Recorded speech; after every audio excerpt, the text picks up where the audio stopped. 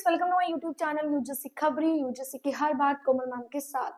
12th के exam का बहुत बड़ा प्रेशर अभी दिमाग में चल रहा है। उसके अलावा आईटीजेई का सेशन 2 के रजिस्ट्रेशन भी स्टार्ट होने वाले हैं। इतना ज्यादा प्रेशर कैसे झेलेंगे? और उसके बीच में अब ये कोमल मैडम कहने लगी है कि प्लान बी की भी तैयारी कर लूं। प्लान बी की तैयारी करना इतना आसान है क्या? ये बहुत सारे डाउट्स आप लोगों के माइंड में आ रहे होंगे, क्योंकि अल्टीमेटली जो ये फेस है ये बहुत इंपॉर्टेंट फेस है और इस फेस के बाद आपकी 4 साल की जर्नी स्टार्ट होती है। तो ये जो फेस की इंपॉर्टेंस है ये हमसे बेटर कोई नहीं जान सकता, क्योंकि हम भी उस फेस से गुजर चुके हैं। आप उस फेस से गुजर रहे हो, लेकिन हम उस फेस को गुजर के और आ चुके हैं।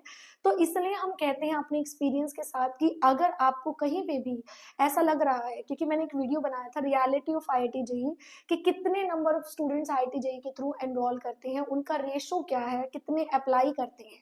तो अगर आप अपने आप को 1 लाख की भीड़ में मानते हो तो आप कंटिन्यू करो, चीजों को प्लान बी रखने की कोई जरूरत नहीं है। लेकिन अगर आप अपने आप को 15 लाख की पब्लिक में कंसिडर कर रहे हो, आपको, क्योंकि देखो रिजल्ट सब कुछ बता देता है, ये हमें उम्मीद रखनी चाहिए लेकिन झूठी उम्मीद नहीं रखनी चाहिए, करेक्ट? तो आपको कुछ प्लान बी की प्रिपरेशन एटलीस्ट स्टार्ट कर देनी चाहिए। उसमें हम कुछ यूनिवर्सिटीज के रिव्यूज आप लोगों के साथ टाइम टू टाइम लेकर आएंगे।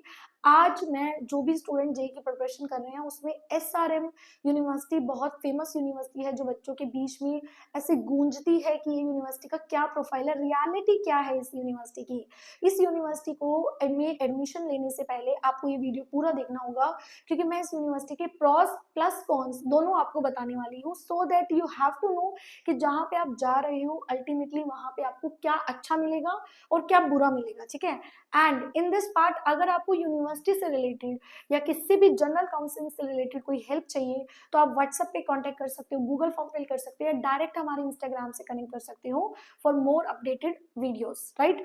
सो बेसिकली अगर मैं एसआरएम यूनिवर्सिटी की बात करूं तो एसआरएम यूनिवर्सिटी का जो पास्ट है, पास्ट के साथ जाते हैं, क्योंकि शुरुआत ही हमेशा हमारे पास्ट से होती है कि हम कहाँ से जन्मे थे, कहाँ से एसआरएम यूनिवर्सिटी का जन्म हुआ था।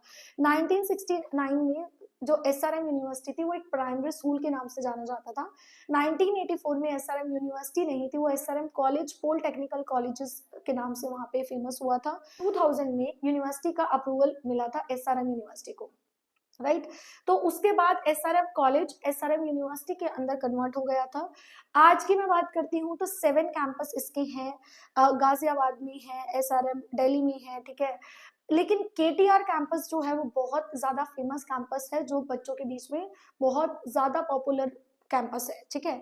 अगर मैं in term of NIRF ranking बात करूं तो एनआईआरएफ रैंकिंग इसकी बहुत ज्यादा सुधार आया है पिछले कुछ सालों में, दैट इज 13। और मुझे लगता है एनआईआरएफ रैंकिंग के ऊपर डिसीजन लेना इट्स नॉट गुड। आपके पास बहुत सारी चीजें होनी चाहिए डिसीजन लेने के लिए। एनआईआरएफ रैंकिंग 16 पैरामीटर के अकॉर्डिंग डिसाइड होती है और वो 16 पैरामीटर पे हर कोई कॉलेज अपने आप को अच्छा प्रूव करने में लगा हुआ है। तो वो बहुत सारे कॉलेजेस अच्छे तरीके से बताते हैं, ठीक है? अब एनआईआरएफ रैंकिंग क्योंकि किसी कॉलेज की ज्यादा हो जाती है तो उसका मार्केटिंग लेवल उतना ज्यादा एनहेंस हो जाता है दिखाने के लिए कि हमने इतनी रैंकिंग ले लिया, हमने इतनी रैंकिंग ले ली है, ब्ला ब्ला ब्ला। अच्छा, एसआरएम यूनिवर्सिटी का खुद का एक एग्जाम होता है एसआरएम जेईई, जिसके माध्यम से आपको स्कॉलरशिप अप्लाई मिलती है। एसआरएम यूनिवर्सिटी में 3 फेजेस में एग्जाम होते हैं, phase 1 and phase 2 and phase 3। Phase 1 में जो एग्जाम होता है that is in April, phase 2 में एग्जाम होता है that is in June, phase 3 में जो एग्जाम होता है दैट इज इन जुलाई। एक खास बात बताऊं, फेज 1 में जो एग्जाम होता है ना उसकी इंपॉर्टेंस बहुत ज्यादा है, क्योंकि उसमें आपको स्कॉलरशिप भी बहुत ज्यादा अच्छी मिलती है। उसमें स्कॉलरशिप के ऑप्शंस भी बहुत सारे हैं एंड उसमें आपको जेई का जो रिजल्ट आता है उससे पहले वहां पे एनरोलमेंट कराना होता है, क्योंकि बहुत सियाने हैं, क्योंकि इनको अपनी seat as soon as possible भरनी है। और एक और इम्पॉर्टेंट बात बताऊं, फेज 1 में ही ऑलमोस्ट सीएससी की सीट्स फुल हो जाती हैं, फेज 2 और फेज 3 तक नहीं बचती हैं। तो ये मेंटली प्रिपेयर होना बहुत जरूरी है कि हम जिस यूनिवर्सिटी में जा रहे हैं, हालांकि उसकी हिस्ट्री क्या है, ताकि हम उसकी बायोलॉजी बना सके, राइट? तो अल्टीमेटली इसकी काउंसलिंग होती है, 3 टाइप की यहाँ स्कॉलरशिप मिलती है, दैट इज फाउंडर स्कॉलरशिप मिलती है। फाउंडर स्कॉलरशिप के अंदर सारे आपके एक्सपेंसेस इंक्लूड होते हैं, जो कि अगर आप मेरिट स्कॉलरशिप में और रैंक पे स्कॉलरशिप में जाओगे तो वहां पे आपकी ट्यूशन फीस पे स्कॉलरशिप मिलती है। फाउंडर स्कॉलरशिप एक ऐसी स्कॉलरशिप है जिसमें ओवरऑल आपको स्कॉलरशिप मिलती है, ठीक है? अब आ जाती है भाई कॉन्स की बात। वैसे तो मैंने कुछ भी ऐसा हाईलाइटेड वे में नहीं बताया है, बट मैं कॉन्स की यहाँ पे बात करती हूँ। तो फर्स्ट कॉन्स इज कि ये बहुत ज़्यादा क्राउडेड कैंपस है, मतलब इतना ज़्यादा क्राउडेड कैंपस है कि अगर आप मतलब मैं ये कहती हूँ कि अगर आप चले जाओगे ना तो कहीं कहीं ना कहीं सबको ऐसा लगने लग जाएगा कि कहीं ये मच्छी मार्केट तो नहीं आ गई है। ठीक है, तो क्राउडेड एरिया है। आई थिंक 4-5 हज़ार बच्चे आराम से यहाँ पे इनरोल करते ही करते हैं। ठीक है, अब मैं बात करती हूँ सेकंड, 75% अटेंडेंस इसमें मोस्ट मोस्ट कंपल्सरी है। अगर आपकी 74.5 भी हो जाती है ना तो भी नहीं बख्शते, तो 75% अटेंडेंस आपकी होनी बहुत ज्यादा जरूरी है।